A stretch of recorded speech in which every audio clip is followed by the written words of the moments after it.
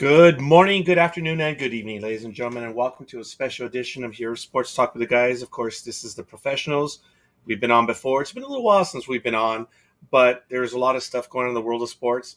Oh, heck, there's always a lot of stuff going on in the world of sports, but we're going to get to that tonight. Right now, I do want to welcome someone who is very dear to me, has been. I'm glad I met him back in I think it was. Oh, I might give up our age here, but back in 1985, I believe it was it not? I think it's 85. You are right, Roger.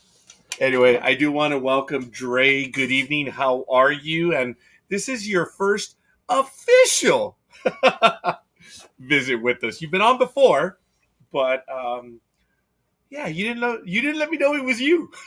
I did not let you know it was me. Try to sneak up on you. Thank you, Roger. You did. It's been a long time we've known each other. We've both been avid baseball fans since we known each other in '86. And for the topic today, we've definitely gone through a few since then. Oh my goodness, yes, we have. And we grew up at a time when there was a great deal of animosity between ownership and the Players Association. It was incredible. But I believe it was more that management was or had the animus against the players because Donald Fear, when you and I were classmates, Donald Fear controlled the baseball world. Correct. Oh my God! As as I've commented on a few of my programs, with the state of the Major League Baseball Players Association, we would not be where we are if Donald Fear were still in charge of the association. But it is what it is, and I think we're going to get to it. Ladies and gentlemen, we have several people already in the chat room. Thank you for joining us. Let us know who you are and where you hail from. We'd love to know who's joining us this night. And if you want to join the program live with us, just go ahead and comment in the chat room, and we'll see if we send you an invite. But again, this is the professionals, so we try to keep it to 2 or 3 topics, but it is open, and we are going to be talking about what most people know as the CBA, which is a collective bargaining agreement. And when you mention the CBA, we're talking baseball, right, Dre?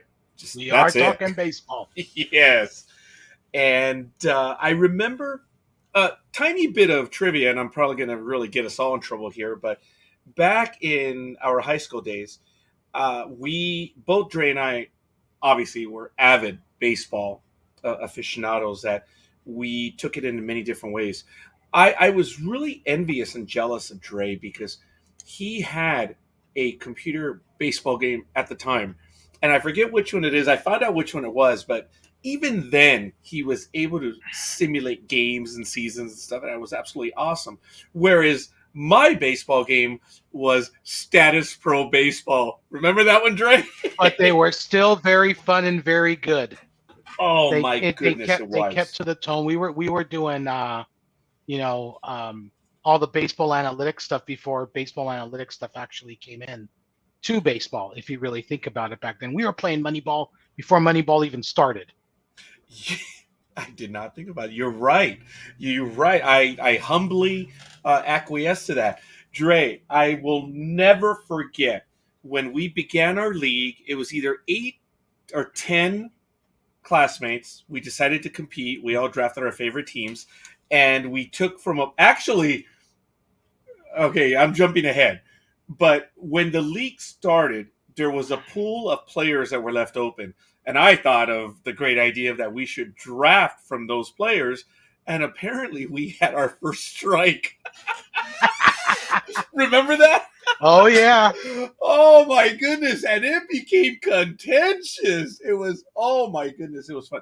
But, folks, what I'm alluding to actually is the moment we began the season, Dre had a media announcement. Do you remember what it was?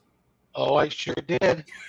Would you rekindle, please? I thought it was absolutely hilarious. I will rekindle. So, my favorite baseball team, and still to this day, is and it was at that time the California Angels. Yes. Which they've now had a couple name changes. Yeah. And I really hated the general manager at the time. And my first order of business as being the new virtual owner was to can the then general manager by the name of Mike Port. Gone out the door because his moves are really stupid and lame, and he needed to go. He needed to. It was absolutely hilarious. It was moments before the league began play, and Dre makes the announcement as owner of the I'm taking Angels. over. The first decision, Mike Port, he's out of here. I never forgot that. I've actually mentioned that once or twice over the years here on Sports Talk with the guys, and it's interesting the things you remember. I know it was Fausto Sierra Peniche, who, well, at the time Fausto Peniche, Albert Plasencia, of course, yourself. Myself, I know Bernardo was in it.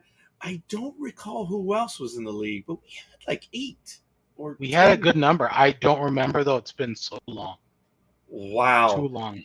there were a few others, yes, and it was fun. Status Pro Baseball was a card/board game, I guess, and it was a fun game. But it was based off of real statistical analysis from the previous year. It was Yes, really the precursor to the computer baseball simulation games that were coming around at the time on the various platforms. And really, those games just took the card versions of the games and put them into a computer format, which then you could start running full season analytics based off of the statistics that were in from the previous year. yes. There was no doubt that Dre and myself were and are uh, mavens when it comes to statistics. We would spend our time going over the box scores in the newspapers, and we just followed our teams with a passion. I have to tell you, and Dre knows this now because we've been friends on Facebook for some time now. I didn't admit it back then, but I'm an Angel fan. I'm a Dodger. I watch those games, and Dre, I don't know how long it's been since you've been to an Anaheim game, but let me tell you, it's changed. It used to be very difficult to get in and out of Anaheim and easy Dodger Stadium, and now it's reversed. So yeah, It's it's been that way for quite some time. I will admit that I was at an Angel game this past season during the COVID time when it was yes, only about a 30% capacity, and it was actually wow, really nice going to the games with, about 30% of the fans there. Everybody social distance. I felt very safe at the time, and I went with a group of friends. It was we definitely enjoyed ourselves, and the Angels got a W that night. oh heck yeah! As a matter of fact, my brother who's commenting, he mentioned ColecoVision, but we had Intellivision. That was the one thing, and there's another story there, but I may irritate one of my classmates. But in my class, I ended up being the best player of Major League Baseball for the Intellivision baseball. I did. I beat Tony Calvano 1-0. I'll never forget that. The only one I'll never forget is Atari Baseball, which was the graphics were just horrendous. And if you pulled back down on the joystick and hit the ball, it would go out of the park half the time. And I think we found that out on accident. They were fun games. They were. Absolutely fun. Compared to what we have now, it's just unbelievable. Going Yeah. from that to the NES, then the 64 and the GameCube. Yeah, it's amazing. But this is cool, Dre. My brother, I'm so happy. You and I could probably bore our audience ad infinitum. We could. But Yes. I think, to kind of segue into what we want to talk about, Yes. we've known each other for quite some time. Our love for baseball was there when we met in '85. The '94 strike really tore my baseball heart out. Losing the World Series that year, not having any baseball during that time, which, for many of us, what was a way to escape. It was, I would do my homework listening to the ball game at night or having it on the TV, while I was doing other things. It was that thing that just, was enjoyable. It was relaxing. I wasn't out on the streets, creating havoc, like other people may have been doing. And that strike happened, tore my heart out. I did not really get into baseball again until the tail end of the year when the Angels got to the World Series. And that's how much damage that strike did to me as a fan and the love of baseball, and I know that I was not alone. Dre, you held out for a lot longer than I did. I did not attend a game until 96. In 95, I did not go. It ripped my heart out as well. And you held out till 2002. Yep, Wow. till 2002. I found a love for the game of football, which is today is my primary love for the sport. I still do have a love for baseball, but it's not the same as it used to be because of that strike. And that, through time, I think those wounds heal, and I've gotten again back more and more into baseball. But I can tell you that if there is another strike, it's just gonna take me back, or another lockout. Let's say it's really not a strike; they are lockouts, and they're two different things, but they are in essence the same thing. That it'll just we lose a bit of more spirit off of the game, and I think it's important to even discuss and to let's talk about what this lockout is really about. And in my mind, I don't think Major League Baseball nor the players can afford to go on a lockout for a long period of time. There's two, I think, contending factors at the end of the day. First off, it's all about money. In Yes. some way, shape, or form, it's all about dollars. The players want more dollars. The owners want to retain the dollars that they have.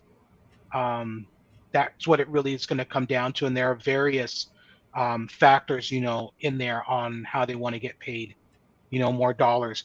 But in the grand scheme of things, thinking about what we are currently all in, what we've gone through almost for 2 years with this COVID-19 virus, we've had significant reduction in baseball games, not this past season, but the previous year, which means that players, the revenue's down because obviously fans haven't been in the stadiums or at full capacity, outside maybe what, Roger, maybe the second half of this year roughly, or 3/4 of the year, that they've had full capacity. So revenue has been down, and they cannot afford, from a monetary perspective, both sides, to go out that long on a lockout slash strike. They're going to have to come to some sort of agreement. In my mind, I would hope, where both sides are going to have to give a little and come back, and let's have baseball. But there are some really strict guidelines and timeframes that this has to happen on. I mean, the reality is baseball probably has about 30 to 60 days to get a deal done.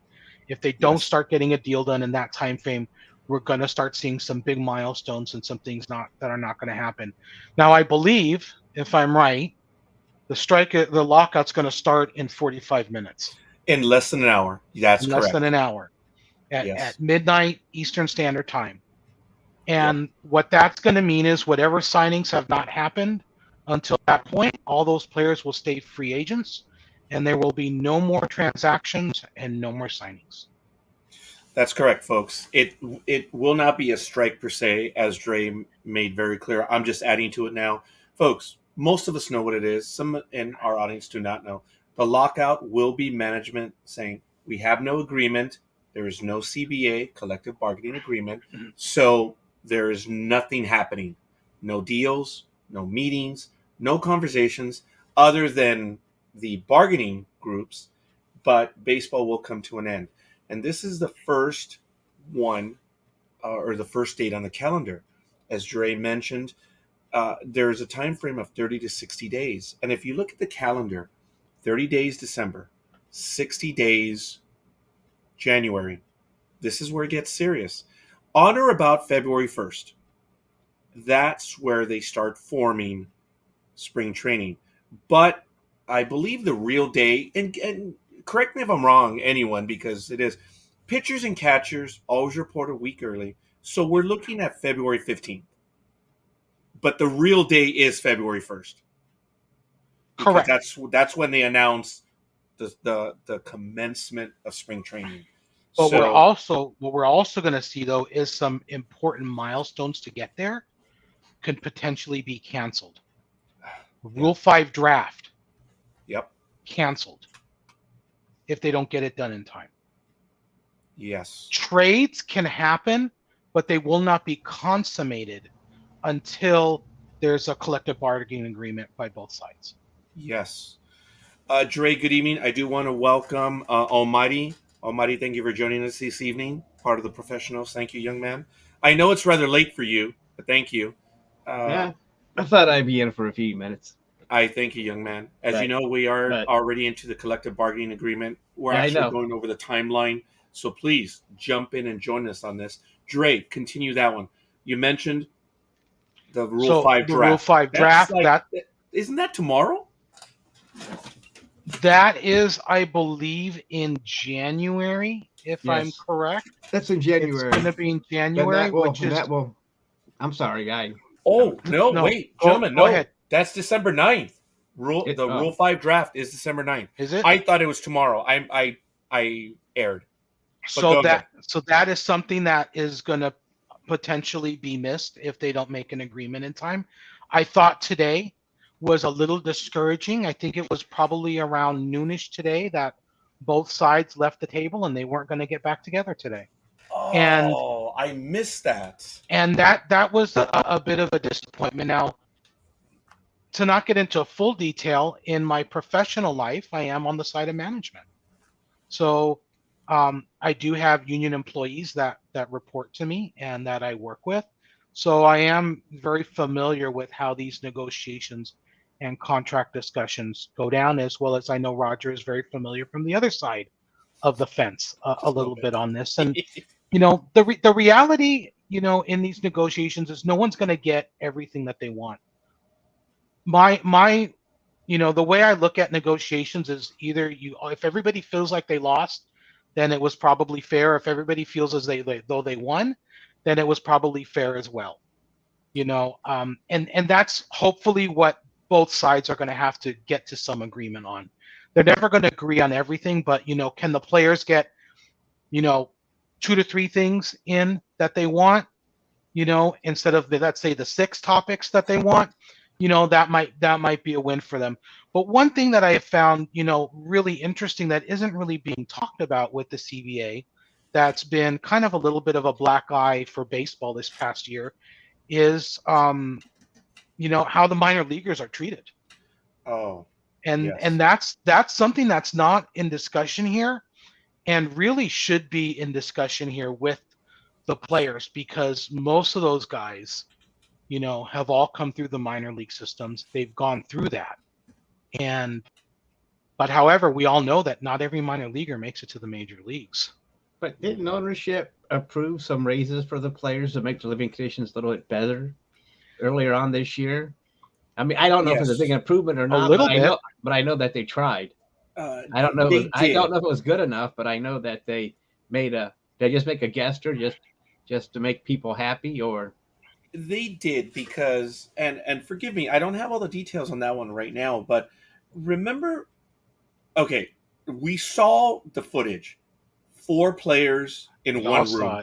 Yep. Oh yeah, we all saw it. Yeah, and it was unreal. Dre, you and I and Almighty, we had an idea because we'd heard stories where you have 4, 5, 6 guys rent a home together. Mm-hmm. So we knew that, and it was always traumatic when someone would have to go somewhere else, get traded, whatever. It was always in flux. And we've heard some of the stories. We've seen Bull Durham. You get a tiny taste of what minor league life is. And baseball, coincidentally enough, said that is the movie that represents baseball best. Mm-hmm. Coincidentally enough. But yes, we saw those images.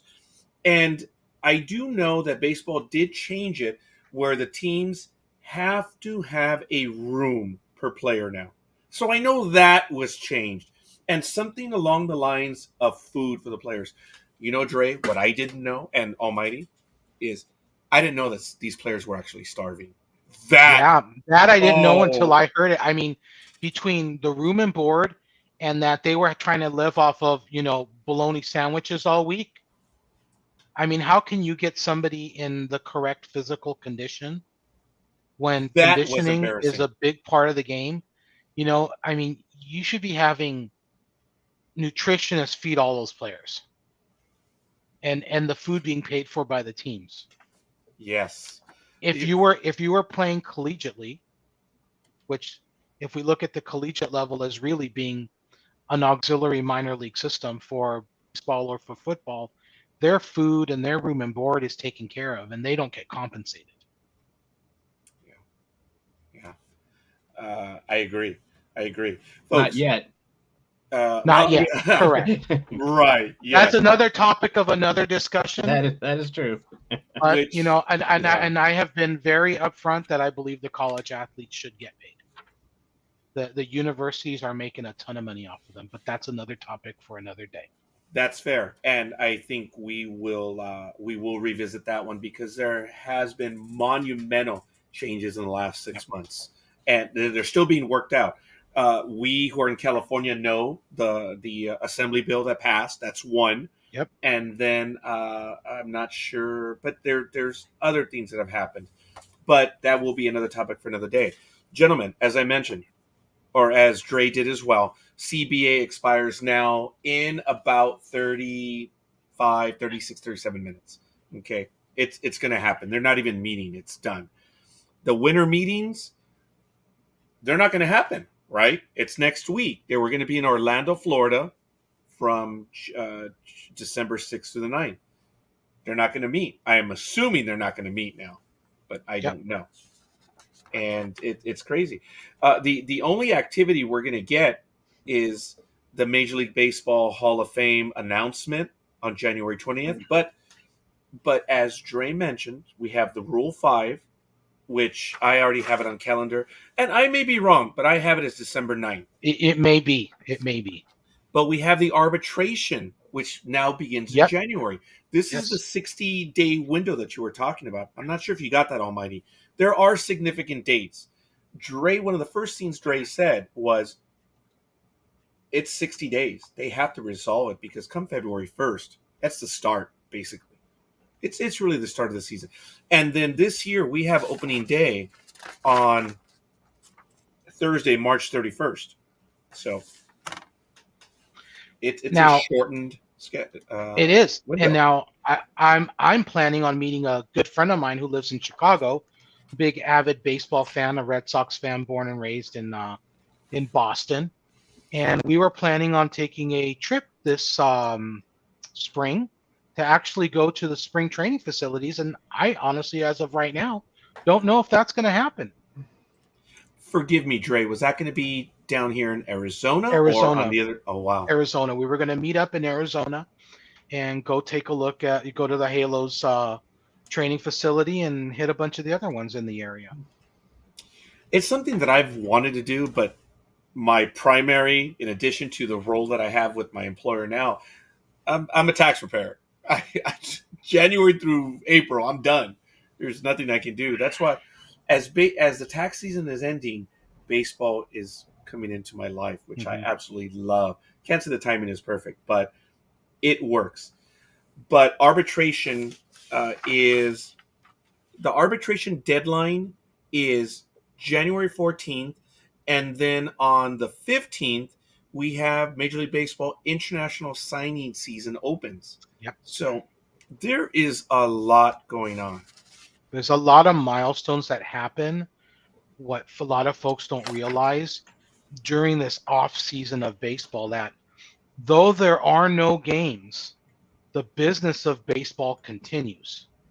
And there are several different things that happen that'll affect all the teams to get ready for the opening of spring training. And we may lose that. And what's going to happen when we lose that? Well, Dre, Almighty, if we go by what we have seen when there have been significant lockouts or strikes, however, players get hurt. Remember that 1 year, Dre? I think it was right after 88. Maybe not immediately after 88, but remember Oral Hershiser? Oh, yeah. He went down, and he was not the only one. There were others. Nope. And we see this happening in every sport, whether it's a lockout or whether it's a single player that's on a holdout because they want to receive more money. They want a new contract and they hold out. when they don't go through the proper preparation and the proper off-season conditioning that they're supposed to go through, you see major injuries happen, knee injuries, arm injuries, etc. They become really commonplace.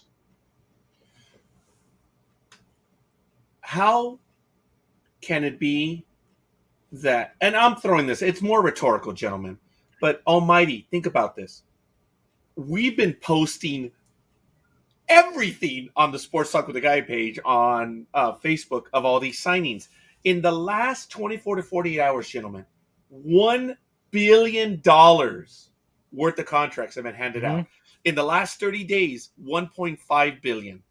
Baseball has gone from a 2 billion revenue sport about 2004, 2005 to in excess of $10 billion in revenue today. Now, I apologize.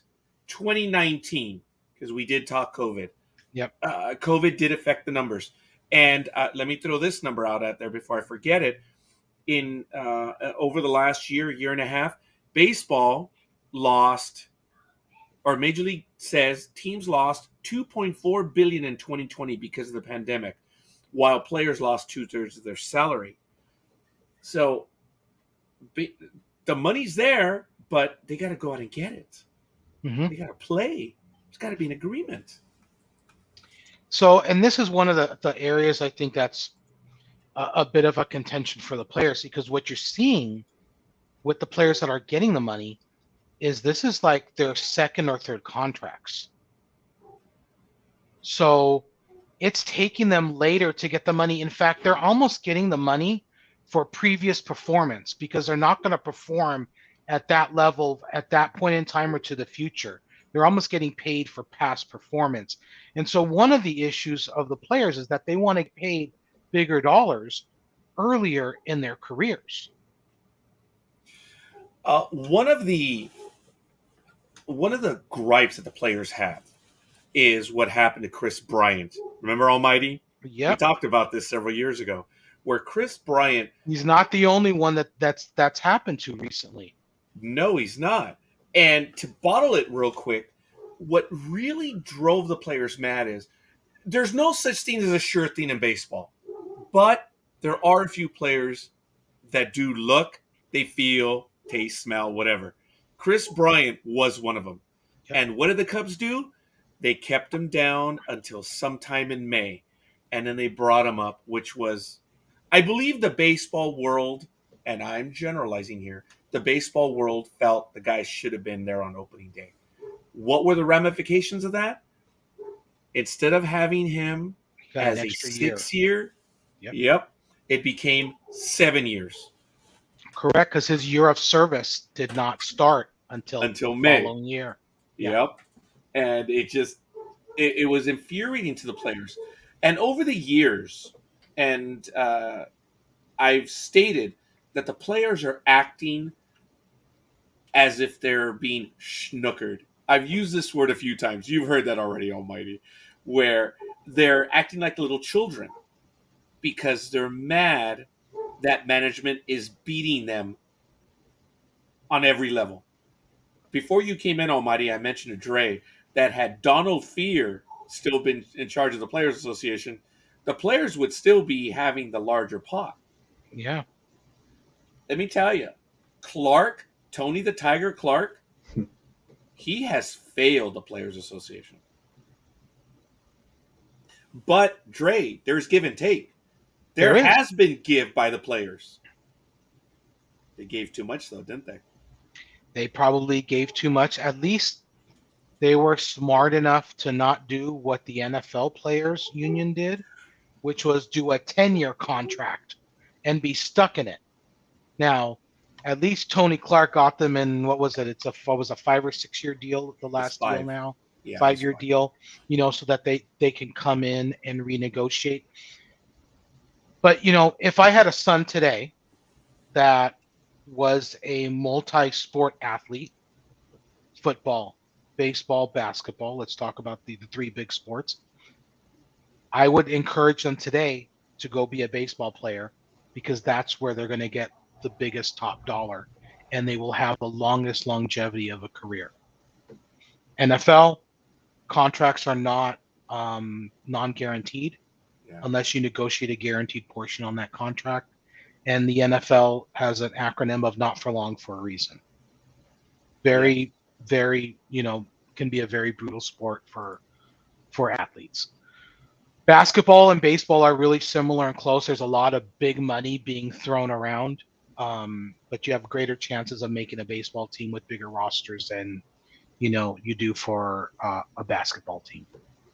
Yes. And that's where I think there's going to start getting a lot influx of younger talent, and that's where we're going to go with this. Is again, they want to make more money earlier on in their careers, because the money may not even be there for most of the players toward the end of their careers. The Max Scherzers, the big dollars we're seeing, the rest of those folks that have signed so far this year, those are really the anomalies. Those are not really the ones that we're talking about, who are fighting for something. It's really the middle tier, those mid-tier players, where the majority of those players are at, that are really trying to fight for getting a bigger part of the pie. And the other thing that's going to be interesting and be involved in this, and I am at heart really a baseball purist. I really haven't agreed with all of the recent rule changes. Some people like the extra inning rule with the man on second. I'm not really about that, which gets into this one. The National League going with a designated hitter. That's going to be part of this collective bargaining agreement on what's going to happen. Are they going to go with the DH in both leagues? Now, I do believe that the DH rule may need to change a little bit and adapt, because Shohei Ohtani completely blew the glass ceiling off on being in an American League team, being able to pitch and hit. We haven't seen that since Babe Ruth? And even to that extent. Right. Look, we can discuss that one on another day, but in his one full year, and folks, let's remember that he finally put it together. A lot of people thought he could do this, and he didn't for several years. I, for one, said, hey, let's see what he does over a year. And oh my goodness, did he deliver. I was there at one of the games. As you know, I traditionally on Facebook, the first batter, I always play it live, and Shohei Ohtani delivered, I think, on the third or fourth pitch. Hit it out of the park. Wow. I mean, he had a wonderful, wonderful season. Is he the greatest player? Oh, please, stop it. Stop it. But did he have a fine, fine season? Oh, yeah. Forget the hitting. Look at what he did pitching. Wow. And that's what we haven't seen. Now, maybe we have to have some adjustments in the rules for what you do with somebody like that, because why should you have to have a designated hitter for him as a pitcher, or why should you lose the designated hitter position, because he's going to be in the lineup? And maybe the adjustment has to happen. But, I'm not necessarily for doing a DH in both leagues. I think that's what separated both leagues, is really being a difference maker. And it's part of what was really exciting to me, come the World Series, to see who's the better team, or even in interleague play, who's the better team, who can win on each other's rules. If an American League team can go into a National League team park and beat them in the National League team's rules, that held some weight for me.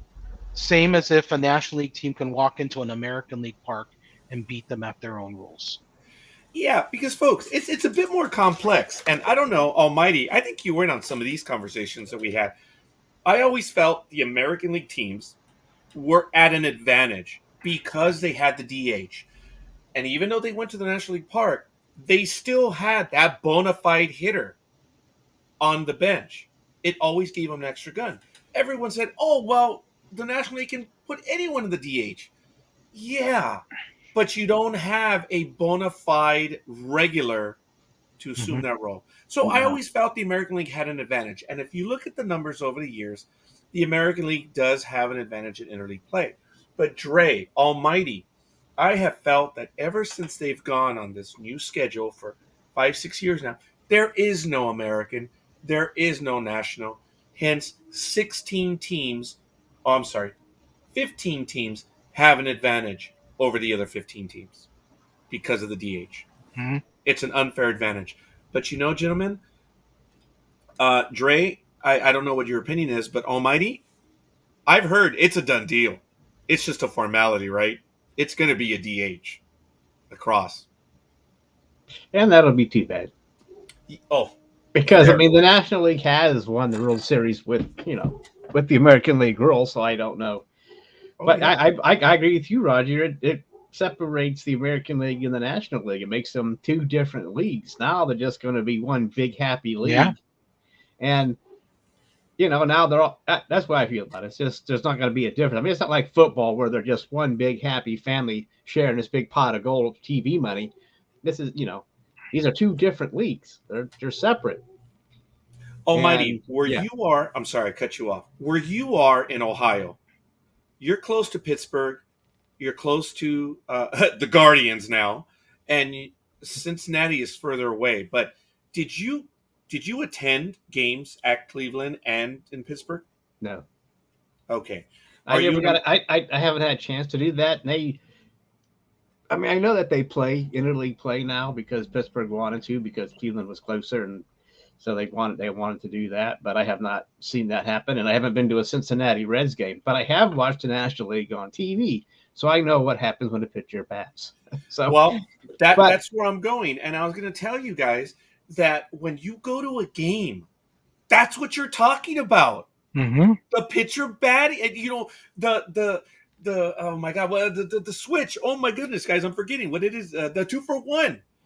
When we went to San Francisco, Gmo and I, when we went in October on the second to last day, I mentioned to my daughter, "Oh my goodness, we're probably going to see a 2-for-1," and she gave me a blank stare.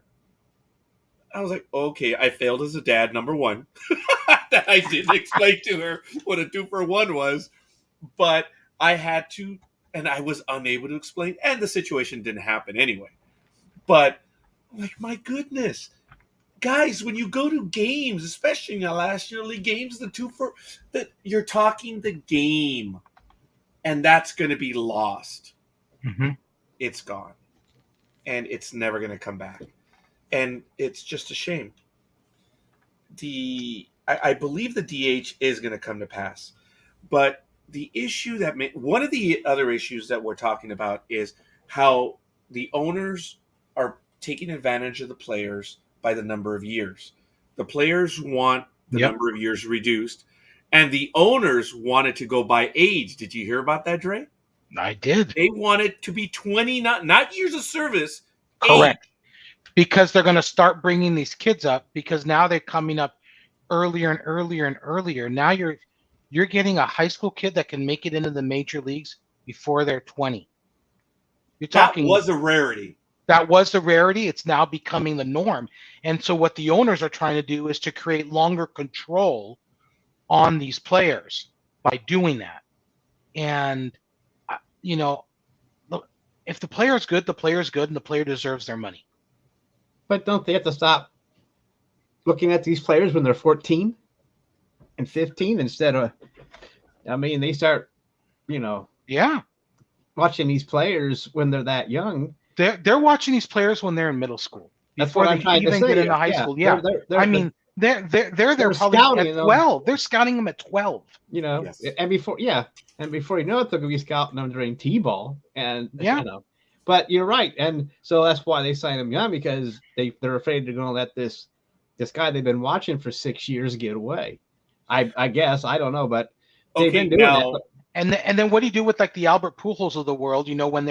When we're going and recruiting these kids, overseas, and Pujols is probably like 54 because they've doctored their birth certificates. No one really knows how old they really are.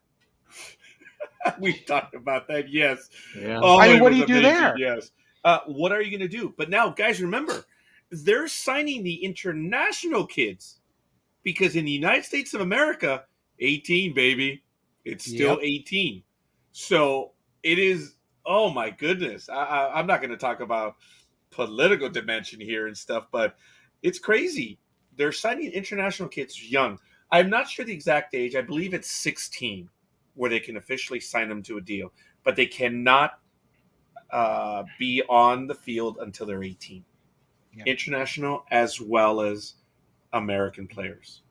But at the end of the day, it comes down to, as we started the show off, Roger, is that management and the owners are trying to hold on to as much revenue as they can. They want to make as much money as they can. And on the other side, that's the same thing as the players.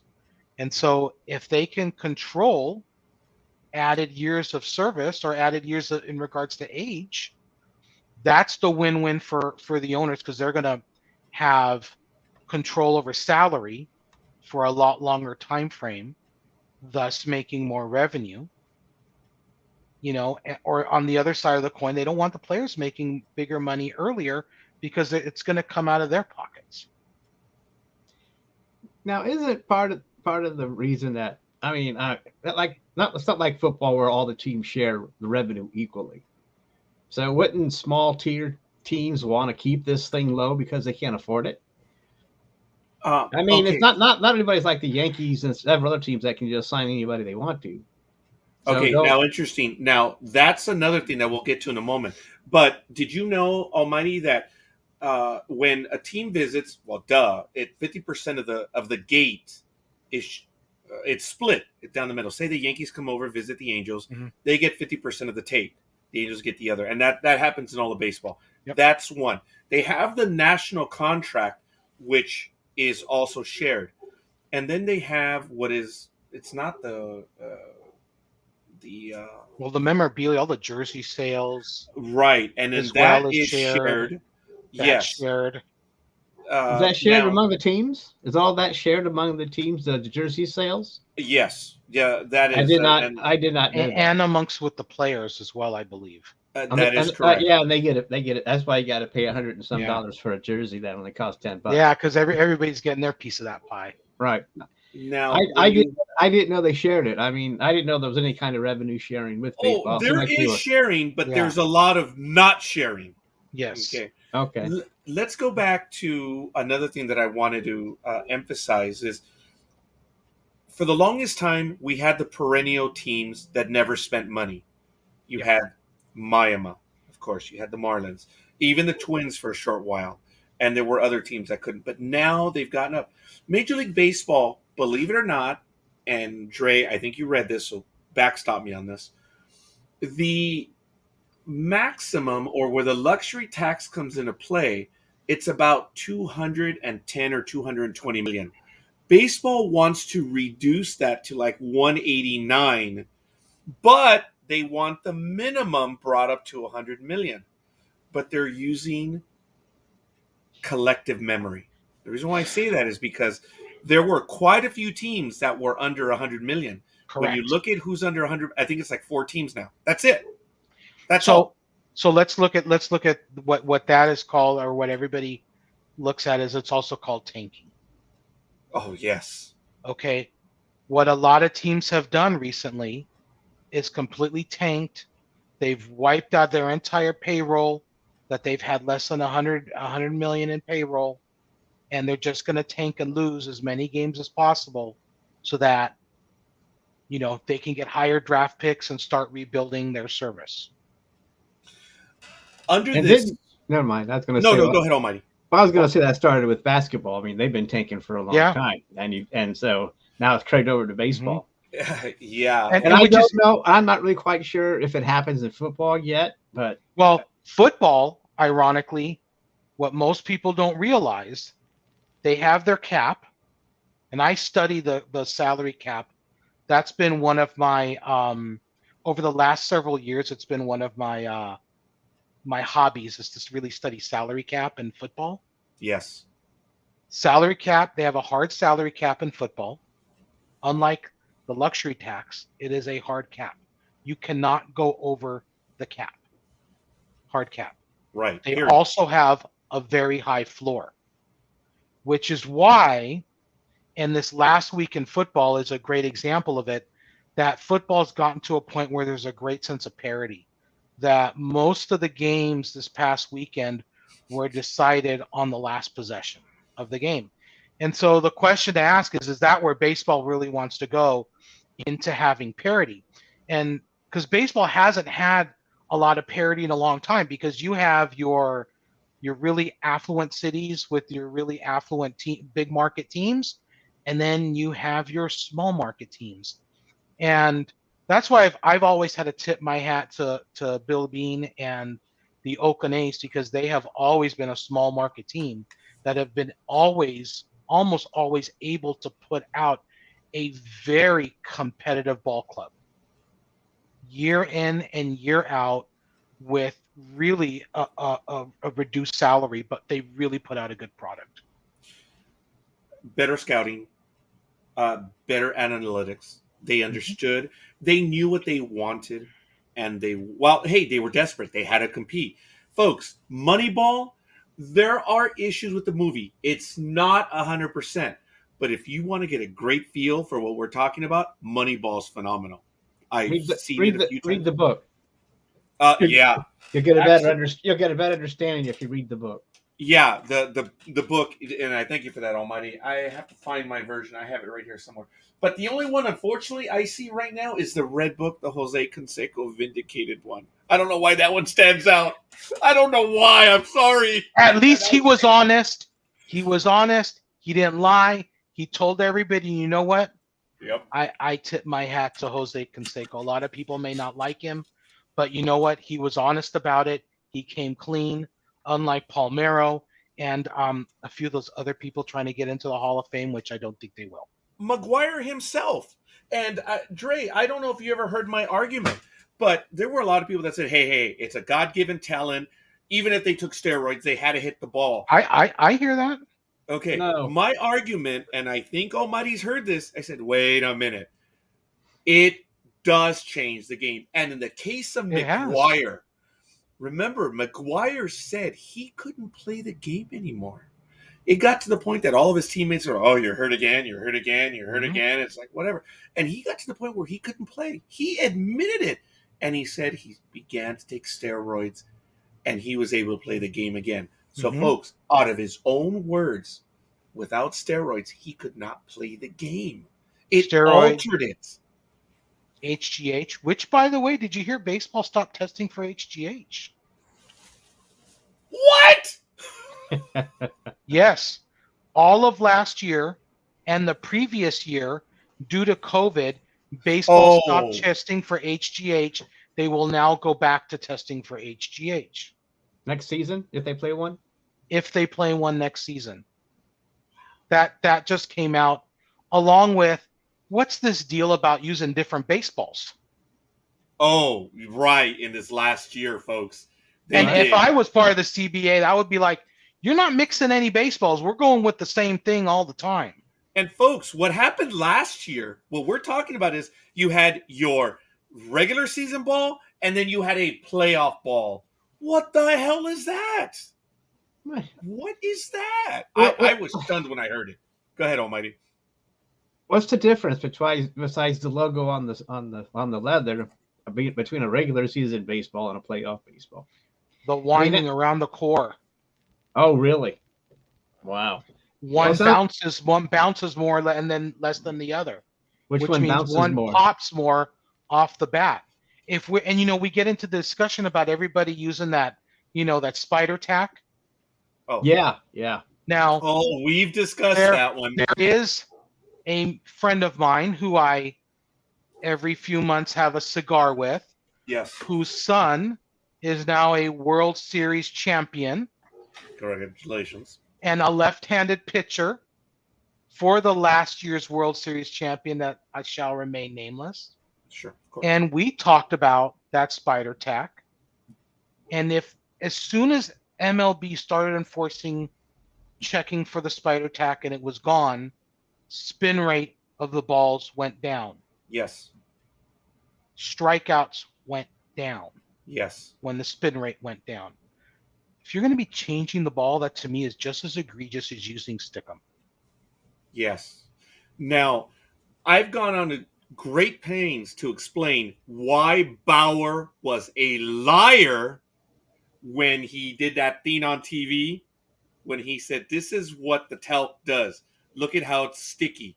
He is, I'm telling you, folks, the powder that the pitchers mound, it does not have that effect. Neither does pine tar. Okay. Pine tar doesn't even have that effect. And they complained about Necro. I don't, yeah. Okay. All right. Well, yeah. That's a different story. Yeah. I saw the file fall out. Okay, we all saw the file fall out. I saw a lot of stuff fall out of his pocket when he was with the Indians. That was funny. And we saw it live. It was funny. It was funny. Little sandpaper, whatever. Was that here in Anaheim? That was there in Anaheim when it came out. When it came out. And it was very clear. In fact, a friend of mine was at the ball game and saw it fall out. Wow. That is crazy. It's very, but everybody in every sport, there's been a saying, if you're not cheating, you're not trying. And I think in every sport, every athlete is trying to get a competitive advantage, whatever that competitive advantage might be. But it's a matter of enforcing the rules. That's what, if in reality, that's what Houston, let's say, did. But I think what Houston did really crossed the line. It did. We're not talking about using a chemical, for stickum or whatnot. I mean, we're talking about stealing signs, sending signs to people in your order 1 through 9 that the pitcher has completely lost their competitive advantage. Yes. Because, hey, if someone tells me that a fastball is coming and that pitcher throws 3 other pitches, well, I know to sit on the fastball. Yeah. And that puts me in a much, much greater advantage as a hitter to now I'm really just checking location. How many dogs do you have? Oh, yes, we have a guest right behind you. I have 2 in behind me. I technically have 4 in the house. Oh, that is cool. They've been slowly working their way in behind you. So yeah, they're my work buddies during the day. They're in need of attention. Yes. Yeah, no doubt about it. Look, folks, the issues with the Major League Baseball collective bargaining agreement, the players over the years, we've heard them. They are angry with management. And I've compared it to little children that didn't understand the rules. They wanted the cookie and they reached for it and they were slapped. I said, no, that's not how you do it. And they've been acting that way. When I have contended for years now, the Major League Baseball Players Association gave the house away. They did. Yeah. They allowed for everything to happen. Mr. Clark, I acknowledge your acumen when it comes to baseball, but you have put the players in the position that they're in now. And number one is how the players are being treated on long-term deals. Mm-hmm. The second, which Dre alluded to, was what's happening to players on the back end.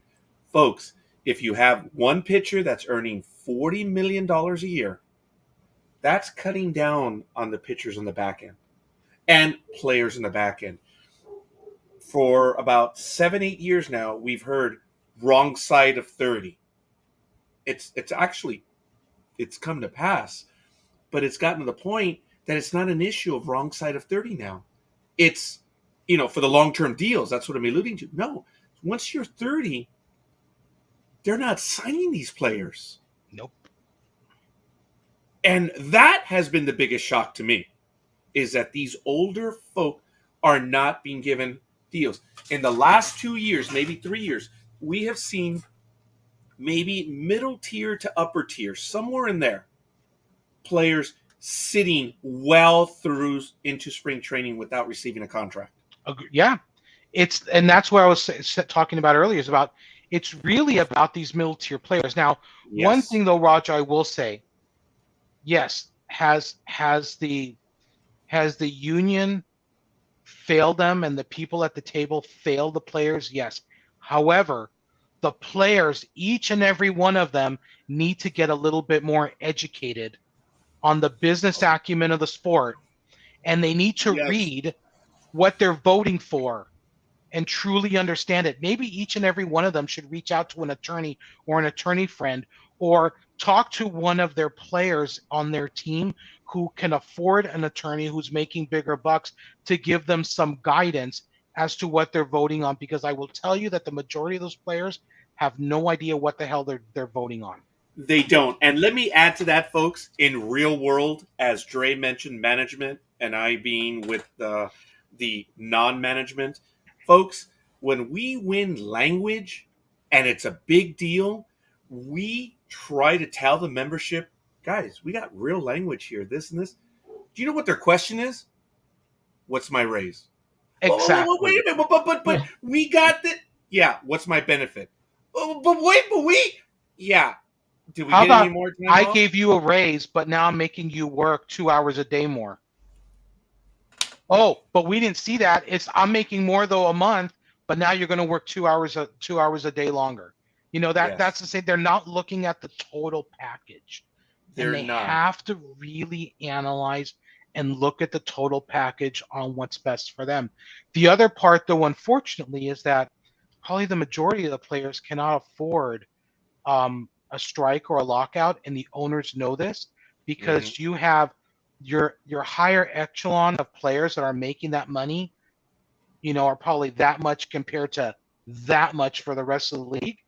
They know that they can't hold out that long, and the longer the owners hold out, the more the players union is going to have to give in, because those players are going to start screaming they need cash to live. Exactly. They don't have the nest egg that the other players have. Correct. And so in many ways, the owners know that they have the players by the you-know-whats, by the nuts. And that has changed from the days of Donald Fear. Correct. Because I'm not going to say it was more balanced, but the players were prepared. They knew. Correct. And they prepared years in advance. And nest eggs, because Fear would tell them. Yes. Fear would tell them, we need to be prepared for a lockout, or we're going on a strike. And they would prepare them in advance. And I don't think anybody's prepared today. I don't think people really truly believed it was going to happen. Right. The only ones that are talking are the bargaining committee people, because the other players don't know. And granted, times have changed, whatever. And I'm not going to go after them for that. But remember in those days when you could ask any player and they could tell you exactly what they were fighting for? Remember the 17% on the arbitration? That was a big deal. And they fought and they won because of the way Major League Baseball did its stuff. Kind of like the Chris Bryant situation. It is similar when you look at the arbitration of the 17%. That's a long time ago, folks. Yep. That's not the point. The players really, I don't know, Dre, if there's going to be a deal soon because of the way the players are angry with management. But let me read these names off to you, okay? Please. Let me read off the executive board of the union. It consists of 8 players. And then tell me what's wrong with this picture. And folks, forgive me a moment. It is right now the expiration of the contract at this moment. In 1 minute, there's no deal. Lock the doors, baby. It's locked. Lock the doors. Wow. Players cannot go into the facilities. Can't work out. Can't get treatments. It's done. Everything's on their own. I was hoping this was not going to, but here it is. So let's talk about the executive board of the union, the players union of these 8 players, and please start to think about what's wrong with this picture. Max Scherzer. Yep. Marcus Semien. Garrett Cole. Francisco Lindor. Jason Castro. Zach Britton. Andrew Miller. And James Paxton. Teacher. Yes, Roger. What's wrong with this picture? Aren't all of them making a lot of apples? Don't they get paid a lot of money? Bingo. I mean, really? So does that executive board represent the body of the players that they're supposed to represent? The answer is going to be no, because of how much money they're making, which means when they're at that table and they're giving their input to those that are negotiating on their behalf, they're really only trying to look out for themselves. And what the real issue here is about those middle tier players. And again, they're going to get screwed because they don't have that representation there. we've been down this road on these middle tier players before. That was a battle that was fought and won. Oh, I'm sorry. That was decades ago. And now we're back to that. And now we're back to it. We've just gone full circle right back. We took one step forward and we went 2 steps back. Yeah, folks, we are now in a lockout. It's done.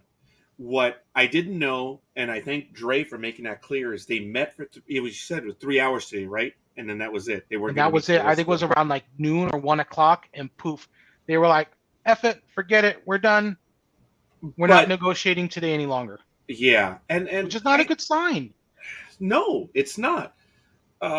It's not. But gone are the days of Bud Selig with the frowny face and his other guy with the frowny face. Those days are gone, where everyone is talking. Yeah, I'm glad that it's more focal. I wish focused. Roger, and I'm going to take something out of Catholic school where we met, that both sides would be cloistered like they're voting for the Pope and locked in a room, and they're not let out until they can all come to an agreement. I agree. If they were to do that, trust me, we would have an agreement in a lot quicker time frame than we actually will probably end up getting. However, as I said, my gut tells me this will be a short lockout, because I don't think that both sides can afford, from my financial perspective, to go that long. The resident commissioner, him, that guy, which I love making fun of because the audible pauses are irritating. But anyway, it's okay. I make fun of that, and I know I should not. But he did say, folks, pay attention. The lockout's right now. No games are risked.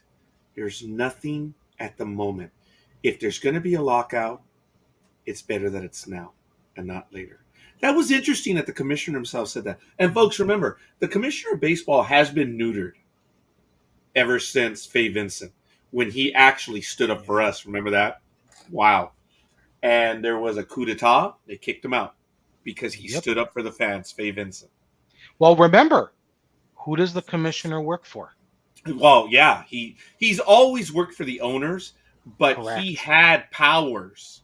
The commissioners did, but they took it away. The commissioner is now a genuine puppet. I was going to say like ambassador. Well, he does what the owners tell him to do. Yes. So, Dre, if I understand you, you're holding out hope then that it's going to be a relatively short lockout. I am holding out hope, and again, I touched on this a little bit in the beginning. I think between the revenue loss over the last couple of years for both sides, financially, they've taken a big hit due to COVID. I don't think that they can afford to do that again and to put games at risk, especially when you're talking about, another topic here is that they're talking about expanding the playoffs and having more teams in the playoffs. Is another thing of contention. Why do they want to do that? Because they want to make more revenue. It's all about the dollars. Well, yeah. Off in the beginning. So are we going to be playing the World Series in December then? Well, we're into November now. Yeah. This was the first year ever that scheduled games were in November. Mm-hmm. The first time ever. So, I really think that they're going to get something done. My hope is that they get something done by early January, first week or two in January would be my hope here. They got a little leeway, I think, to get down to the end of January. They could go a week or two into February potentially without being overly disruptive.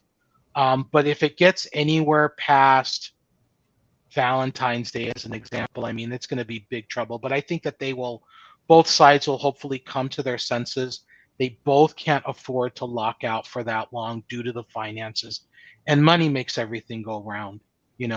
Money is the language that they all talk, and both sides don't want to cut their nose off to spite their face, which is what they will do the longer this goes on. And so, I think that they'll have to come to some sort of an agreement together, even if it's potentially, and if the players were smart, try and go for maybe a shorter term agreement. Try and get a couple things done, have an agreement in place maybe for a couple of years and continue negotiations, and try and work on a longer term deal, Well, after that. I'm sorry.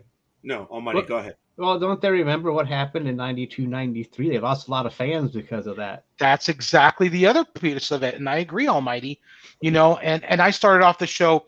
What you missed is, I was an avid baseball fan with Roger in high school. And the 94-95 strike completely ripped my heart out. I did not get back into it until the Angels were going to the World Series. That was like I didn't even dude. 2002. I held out for quite some time. Wow. And my love for the game has never been the same. It heals a little bit more each year as we get further and further along, but they cannot afford to have their fans. And let's face it, most of the fans that remember 94, 95 are just like us right now on this call. We did not like it then.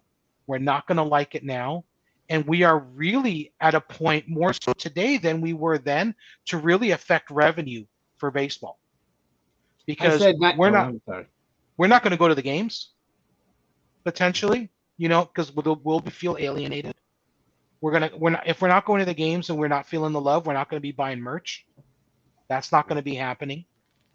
We're probably not going to be watching the TV, which is going to affect their next, TV deal as viewership goes down. It's a huge ripple effect. And it's all about the money. Yeah, folks. For those that follow me on Facebook, who are my friends and family on Facebook, and that's everyone I know on Facebook, we went to 5 stadiums this year. My Gmo, she is a fanatic in it now, and she purchased a Seattle windbreaker. I thought that was cool. Every stadium she buys something, and I'm glad I'm in the position to be able to do that. And I'm planning 5 trips this year, but now, oh my goodness, I wonder how she's going to take it. Yeah, Almighty. What is your opinion on? I know I don't like playing this game, but it's fair. We're here. We are talking about it. Do you see a quick resolution? Do you see no resolution? What?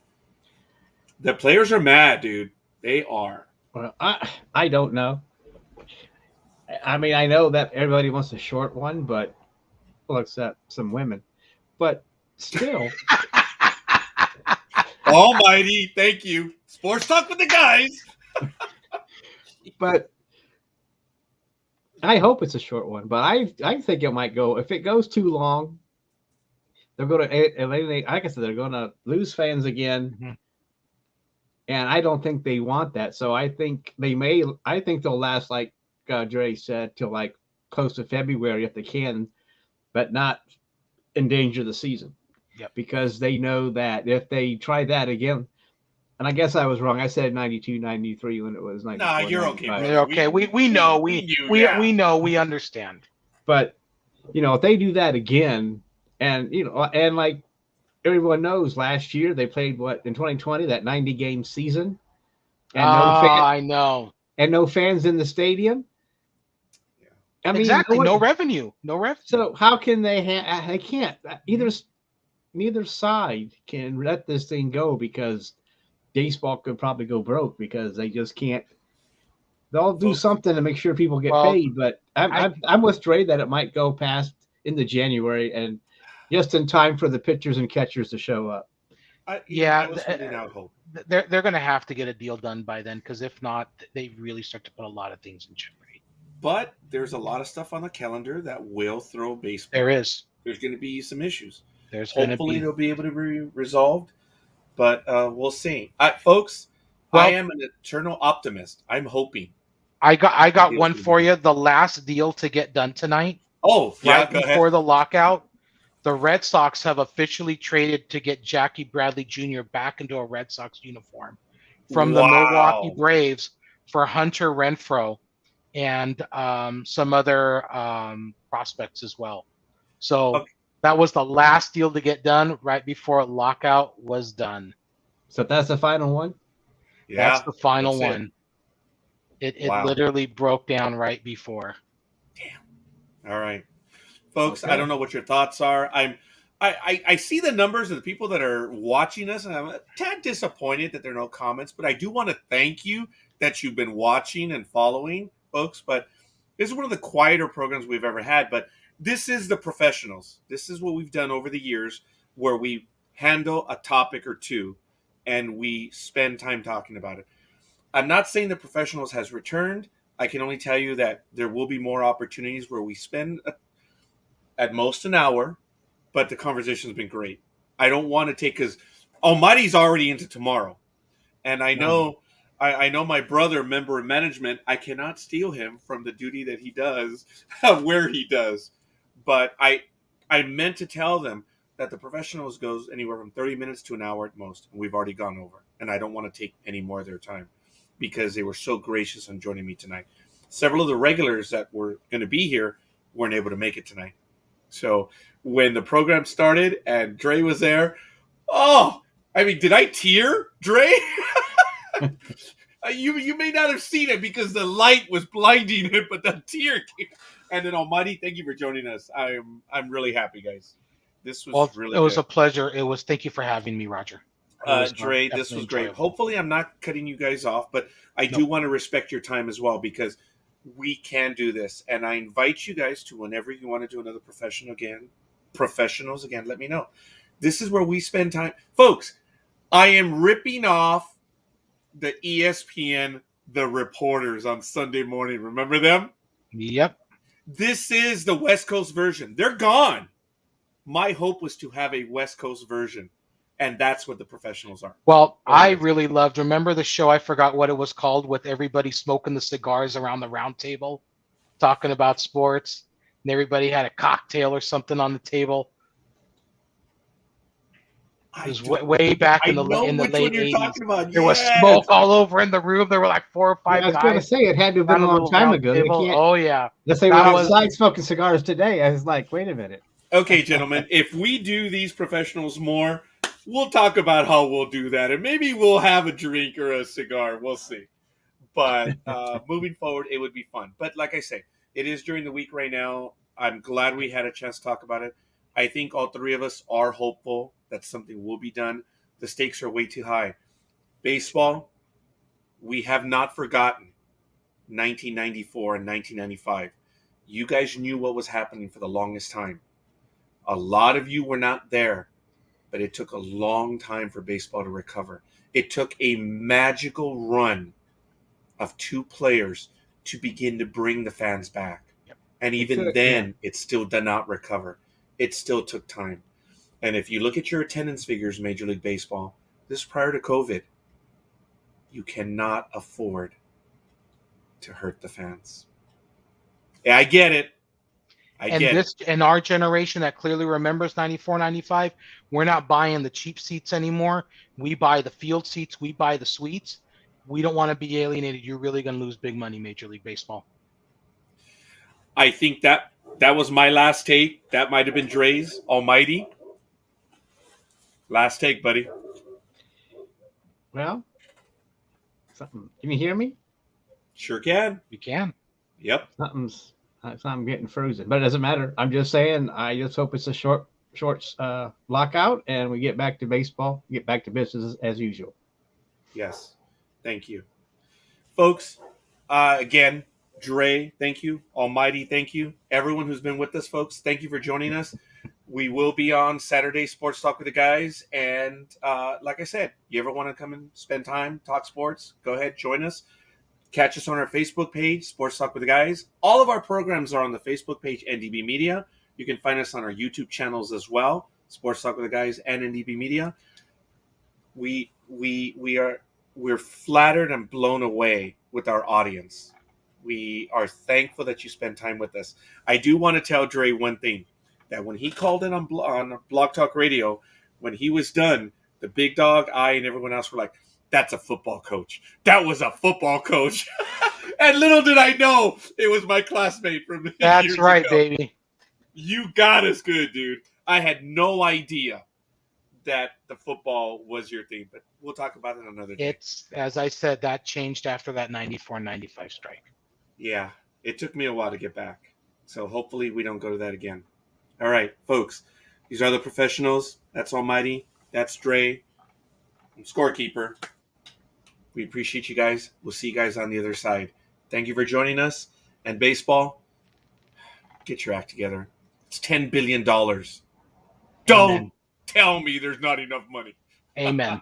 Yes. We'll see you guys on the other side. Peace. Good night.